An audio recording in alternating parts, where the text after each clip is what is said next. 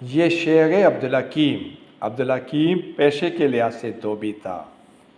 وہ دریا راوی کے کنارے کپڑے دھوتا تھا۔ ان کے کرامات سے معلوم ہوا وہ دھوبی عبدالحکیم دراصل اللہ پاک کے ولی ہیں۔ اسی نسبت سے اس جگہ کا نام عبدالحکیم مشہور ہو گیا۔ عبدالحکیم میں ریلوے اسٹیشن بھی ہے۔ یہ ریلوے اسٹیشن 1900 میں تعمیر ہوا تھا۔ یہاں سے درجنوں گاڑیاں گزرتی تھیں، مگر اب صرف 3 گاڑیاں چلتی ہیں۔ جب انگریز اس خطے میں آئے تو انہوں نے ریلوے لائن کے جال کو پھیلایا، ہر 6 کلومیٹر پر ریلوے اسٹیشن بنایا۔ ان کا مقصد دفاعی تھا یا تجارتی یا جو بھی تھا، بہرحال اس سے تقریباً ہر شہر اور ہر پنڈ کے لوگ مستفید ہوتے رہے۔